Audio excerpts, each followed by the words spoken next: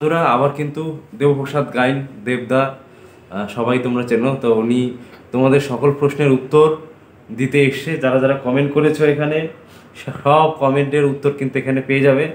তো আজকের কিন্তু ভিডিওটায় সমস্ত কিছু ক্লিয়ার হয়ে যাবে এবং 2024 সালে যারা এসেছো তারা কি করবে এবং যারা যারা ভয় পাচ্ছ তাদের কি হবে, সমস্ত প্রশ্নের উত্তর কিন্তু আজকে থাকবে, তাই তো দেবদা? একদম ঠিক তাই। প্রথম প্রশ্ন হলো, এখানে রয়েছে যে সিএতে সত্যিই কি নাগরিকত্ব দেওয়া হচ্ছে? অবশ্যই সিএ এর মাধ্যমে আমরা যারা বাংলাদেশ, আফগানিস্তান এবং পাকিস্তান থেকে হিন্দু, বৌদ্ধ, খ্রিস্টান, জৈন, ফার্সি, শিখ এই 6 ধর্মের মানুষ আমরা এসেছি, তাদের প্রত্যেকের নাগরিকত্ব দেওয়া হচ্ছে।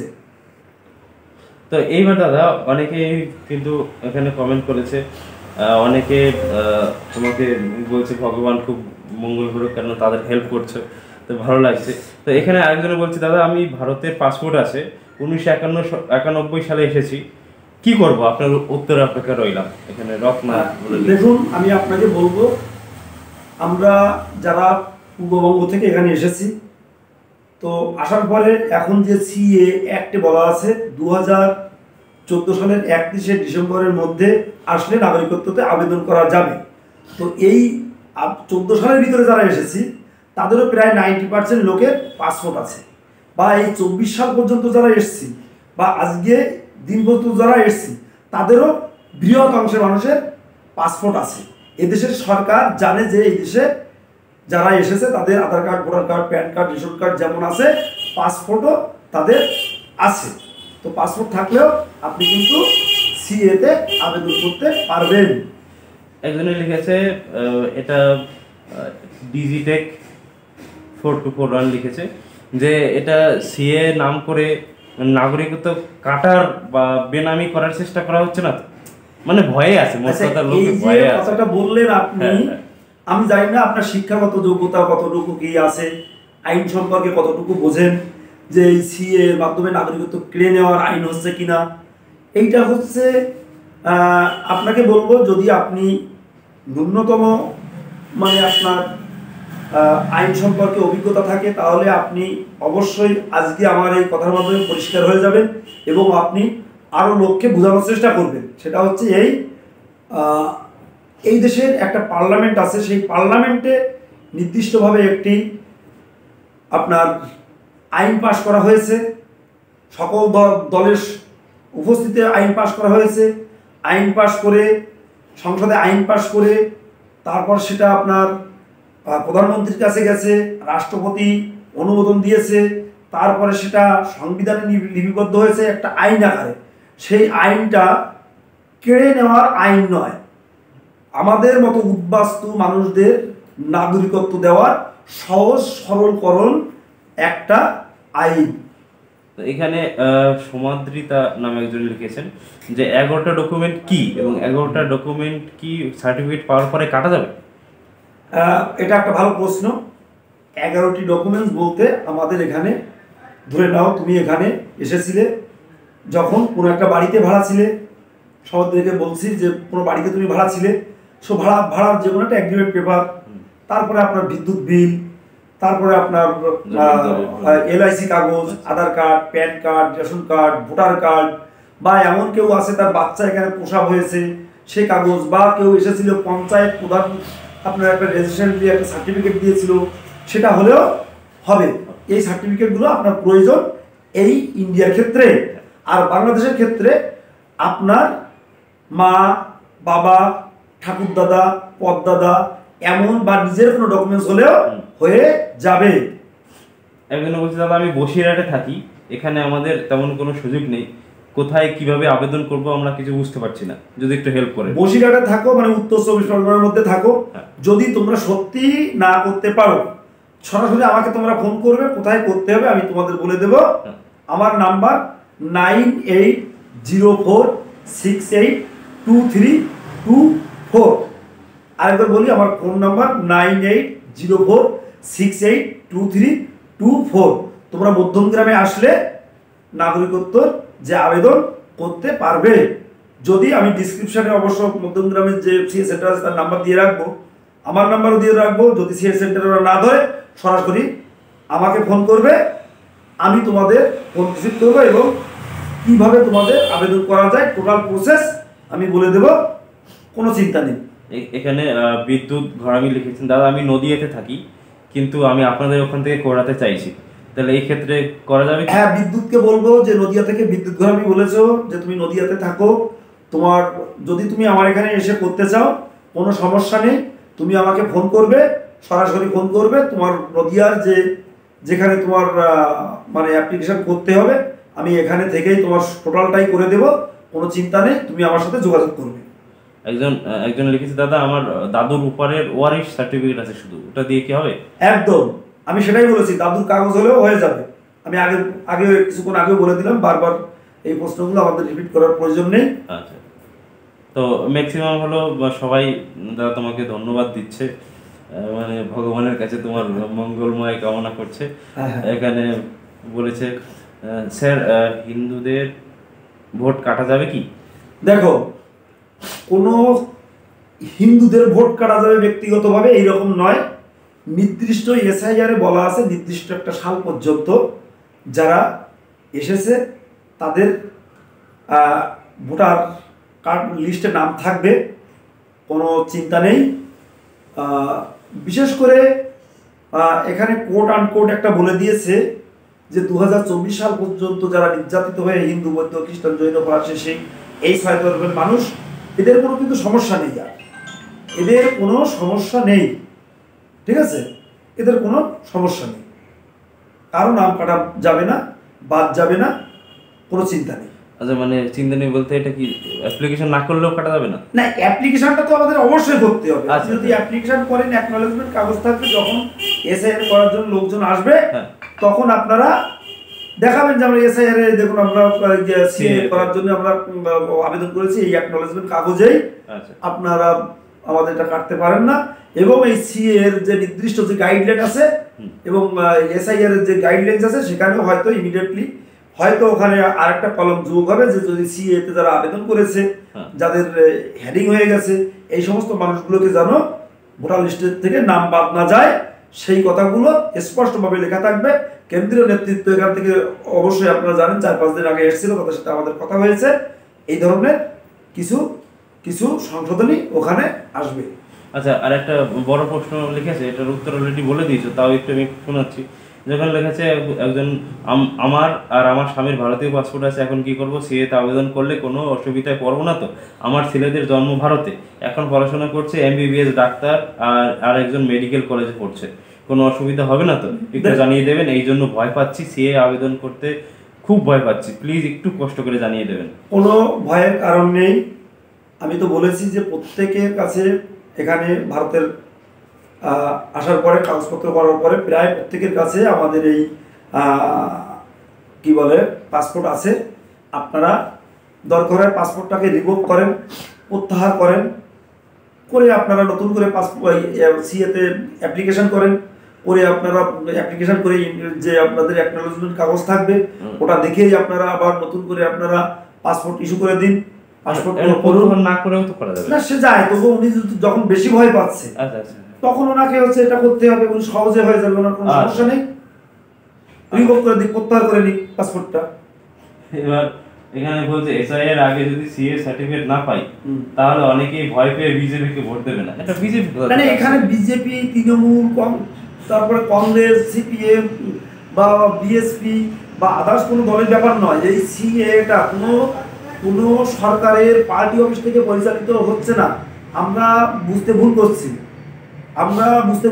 আমার কিন্তু নির্দিষ্ট নিজস্ব একটা রাজনৈতিক পরিচয় আছে, সেটা আমি ভিডিওর মাধ্যমে নাইবে বললাম।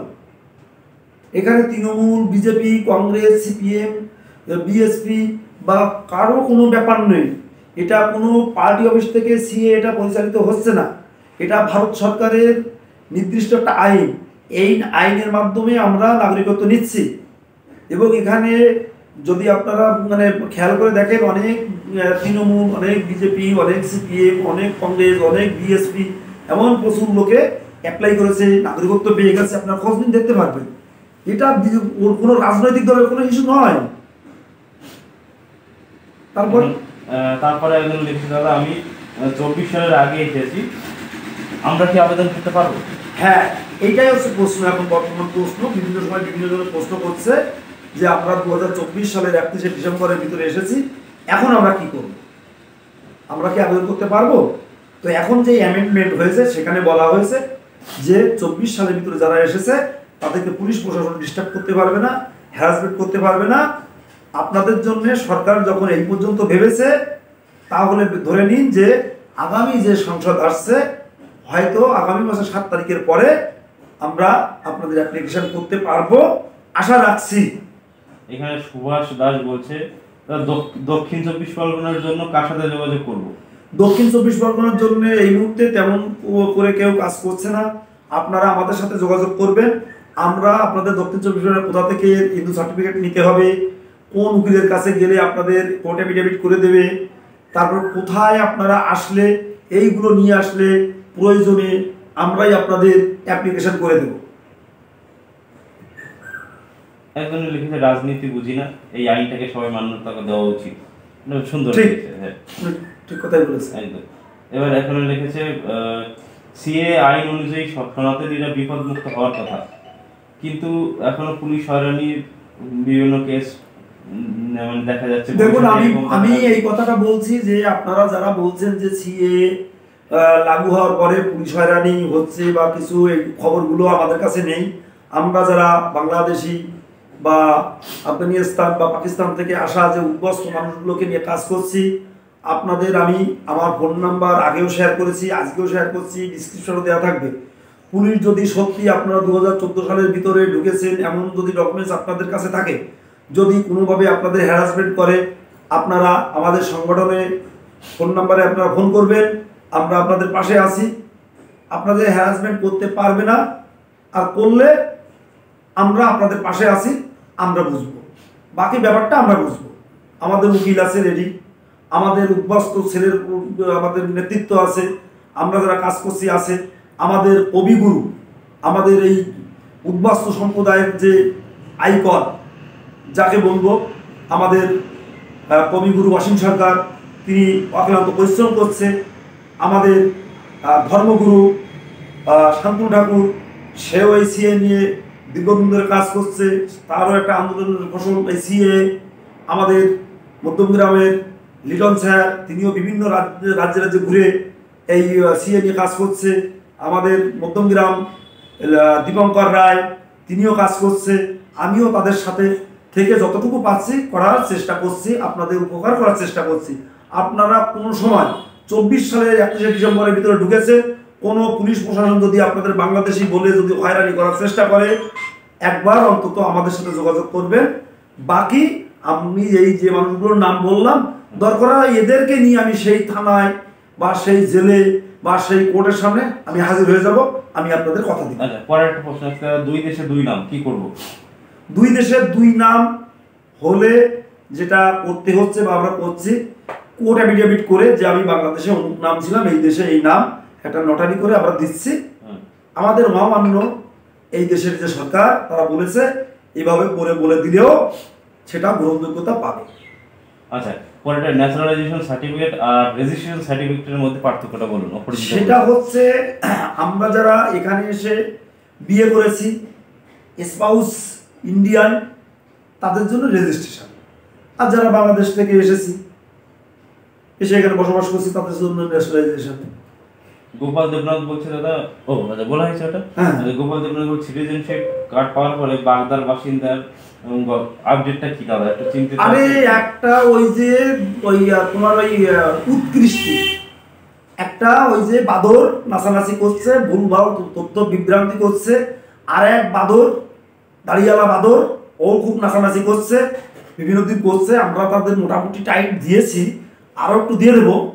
তো মানে ঘটনাটা কি আরো ঘটনাটা হচ্ছে, এই উৎকৃষ্টি উচ্ছৃঙ্খল একজন বয়স্ক বাদর আর একজন দাড়িওয়ালা ওই যে ফকির, এই দুই বদমাইশ হয়তো কারো কাছ থেকে টাকা পয়সা খেয়ে বাদরামি করে মিথ্যে কথা বলছে। আপনারা যদি জানতে চান, শুনতে চান যে এই ভদ্রলোকের যার নাম বলেছে তার বাড়িতে যদি যেতে চান, আমি নিয়ে যাব। তাকে বিভিন্ন জন ফোন করছে, উনি আর ফোন ধরে পাচ্ছে না, এইটা জানার জন্য যে কারণ আপনাকেও যেতে চাইলে আমি তার কাছে যাব, আপনাদের নিয়ে যাবো, নিজের মুখে তার বক্তব্য শুনবেন এবং নিজের কানে শুনে আপনি সবাইকে জানাবেন। আর যদি এমন ঘটনা কেউ ঘটাতো তাহলে তার অবস্থা আমরা কি করতাম। কেউ নাগরিকত্ব পেয়েছে, তার যদি একবার যদি কোনো কেউ যদি তাকে ডিস্টার্ব করে তার অবস্থা কি করব আপনারা সশস্ত্রকে দেখবেন, এবং ভিডিওর মাধ্যমে সে যত বড় প্রভাবশালী লোক না কেন তার অবস্থা কি করি আপনারা দেখবেন। আমাদের সেই যোগ্যতা ক্ষমতা আছে। আচ্ছা, এবার তার মানে এটা কিছু ঘটেনি, একদম কিছুই ঘটেনি।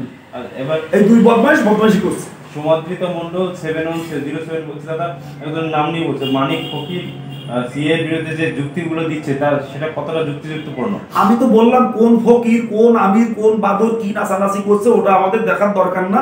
এরা এক এক সময় এক এক নাম ধারণ করে, এক এক সময় এক এক পদবি ধারণ করে। এদের আসলে কি পরিচয় ওরা নিজেরা জানে কিনা তাও আমি জানি না। আগে কি নাম ছিল, এখন কি নাম হচ্ছে, হিন্দু, মুসলিম, খ্রিস্টান, বৌদ্ধ, শিখ, ফরাসি, এরা কোন জাতির, কোন ধর্মের, কোন দেশের মানুষ তাও আমরা জানি না। ওদের কথা আমরা বলতে চাই না, ওদের নাম আনতেও আমার ঘৃণা বোধ হয়, তাই তো ওদের নাম বলি না।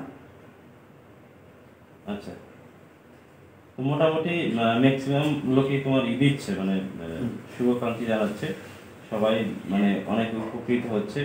এটা নিঃস্বার্থভাবে যে এতটা কাজ করছো এর জন্য অনেক শুভকামনা দিচ্ছে।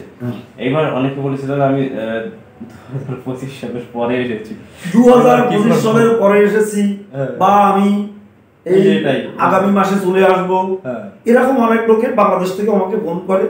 কিছু কিছু লোক তারা বলছে আমরা এই 2-1 দিনের ভিতরেও পালিয়ে এসেছি, কোথায় আসো বলতে চাই না, কোথায় আসি। তো যাই হোক, আমি বলবো, আমি এই ভিডিও যখন প্রথম শুরু করেছিলাম বা আপনাদের বলতাম 2014 সালের 31 ডিসেম্বরের ভিতরে আসলে আপনারা মুক্ত, তখন আপনারা আমার কাছে প্রশ্ন করতেন দাদা আমরা তো তার পরে এসেছি কি হবে।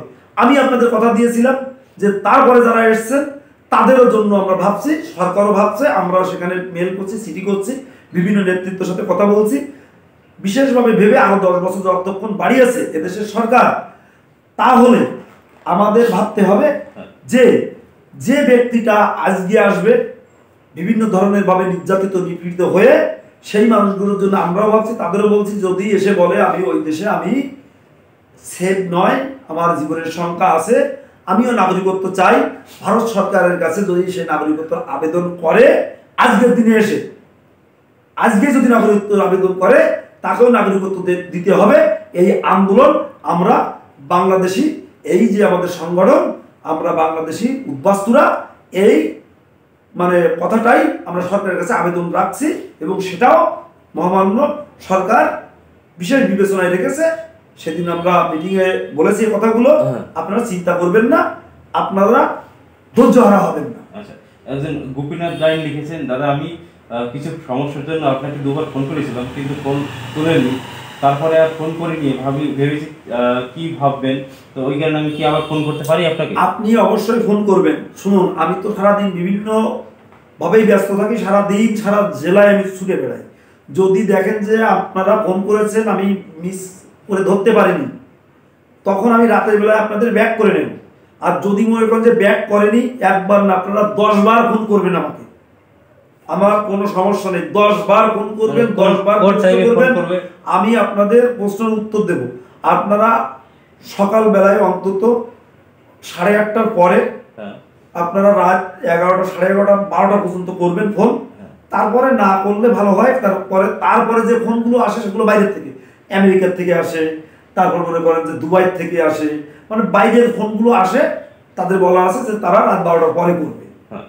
এবার আরেকজন লিখেছে দাদা বারাসাতের সমস্ত হ্যারিং নাকি এখন বারাসাত থেকে কলকাতা স্থানান্তর হয়েছে। না না, এগুলো ভুলভাল মিথ্যে কথা। বারাসাতে শেখপুকুরের পাশে যে রবীন্দ্র ভবন আছে, উল্টো দিকে যে আমাদের কি বলে এটারে পোস্ট অফিস, জেলার হেড পোস্ট অফিস, সেখানে হচ্ছে, কোনো বিভ্রান্তি ছড়ানোর দরকার নেই।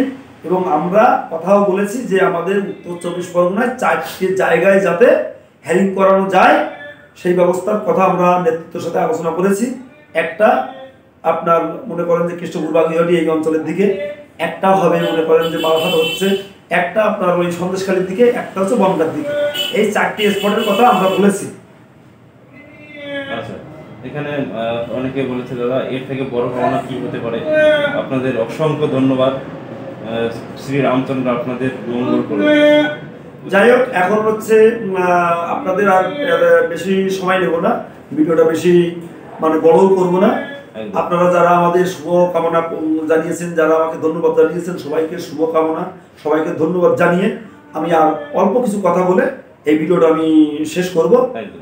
সেটা হচ্ছে এই, আপনাদের প্রত্যেক ভিডিওতে বলি, আজকের ভিডিওতে তো বলে দিচ্ছি, এই সিএ করতে আমাদের যে ডকুমেন্টসগুলো লাগে ইন্ডিয়ান, সেটা এই মুহূর্তে 2014 সালের 31শে ডিসেম্বরের ভিতরকার যে কোনো একটা documents, Aadhaar card, voter card, ration card, PAN card, বা এখানে আপনি ভাড়া ছিলেন এরকম কোনো একটা কাগজ, এবং বাংলাদেশের আপনার অথবা আপনার বাবা অথবা আপনার ঠাকুর দাদার বা তার বাবার যে কোনো একটা ডকুমেন্টস আপনারা আনবেন। এখানে 3টে কোর্ট অ্যাফিডেভিট লাগে এবং একটা হিন্দু সার্টিফিকেট লাগে। এগুলো আনলেই আপনাদের আবেদন করা সম্ভব। আপনারা যে কোনো প্রশ্নের জন্য সরাসরি আমাকে ফোন করবেন 9804682324, আর ডিসক্রিপশানে আমি আপনাদের নাম্বার দিয়ে দেবো মধ্যমগ্রামের, সেই নাম্বারে আপনারা ফোন করবেন। করলে আপনারা দাদা আরেকটা প্রশ্ন, হিন্দুত্ব সার্টিফিকেট অনেক সমস্যা পড়ছে, হ্যাঁ, তো ওই ব্যাপারে কি ওদের সমাধান পেতে পারে? যদি কেউ হিন্দুত্ব সার্টিফিকেট না পায় কোনো জেলায়, তাহলে আমাদের সাথে একটু যোগাযোগ করবেন। কোথা থেকে পাওয়া যাবে, কোন মহারাজের সাথে যোগাযোগ করতে হবে, কোন ধর্মীয় মানে প্রতিষ্ঠানের সাথে যোগাযোগ করতে হবে, আমরা তাদেরকে বলে দেবো। আচ্ছা, আরেকটা প্রশ্ন এখানে দেখতে পাচ্ছি যে অনেকে মানে উকিলদের দ্বারা করছে, কিন্তু ওখানে অসংখ্য ভুল হচ্ছে, তো এই ব্যাপারে মানে কি বলবো? দেখুন, এই ব্যাপারে আমি বলবো, ভুল তো ঘটনা হচ্ছে কি, এই সিএর আবেদন সকল সাইবার ক্যাফেলাররা করতে পারে না, কারণ এই আবেদন করার প্রক্রিয়াটাও জটিল। এখানে একমাত্র যে সমস্ত ছেলেরা এই সিএ আবেদন করা এটা ট্রেনিং নিয়েছে তারাই শুধু পারবে, আর যারা দেখে নিয়েছে, শিখে নিয়েছে, তারাই পারবে। আমি আপনাদের বলবো, আপনারা কেউ যারা এই সম্পর্কে জানে না, ভুলভালভাবে আপনাদের অ্যাপ্লিকেশন করে দেবে বা ভুলভালভাবে আপনাদের কোর্ট অ্যাফিডেভিট করে দেবে। অনেক উকিলের কাছে ফরম্যাট নেই, কী করতে হয়, 1C-টা কী, ক্যারেক্টার সার্টিফিকেটটা কী, বা আমার ডিক্লেয়ারশিপটা কী, অনেক উকিলরা কিন্তু জানে না। তারা তাদের মতো মন গড়া একটা কথা মতো দিয়ে দিচ্ছে, কোনো একটা হিন্দু সার্টিফিকেটের ফরম্যাট সেটা তার মতো দিয়ে দিচ্ছে। ফরম্যাট কিন্তু অনলাইনে দেওয়া আছে যে হিন্দু সার্টিফিকেটের ফরম্যাটটা কেমন হবে। আমরা কিন্তু এইগুলো জেনে বুঝে করব, তা যদি না করি তাহলে কিন্তু আমাদের একবার ভুল হলে দিল্লিতে মেল করতে হবে, চিঠি করতে হবে, অনেক সমস্যা। তাই আমি আপনাদের বলবো, যারা এই সম্পর্কে জানে বোঝে তাদের সাথে আপনারা যোগাযোগ করে করবেন। তাহলে আজকে আর এই ভিডিওটা বড় করলাম না, জানি আপনাদের ধৈর্য বিচ্যুতি হচ্ছে, ভিডিওটা তবুও একটু বড় হয়ে গেছে।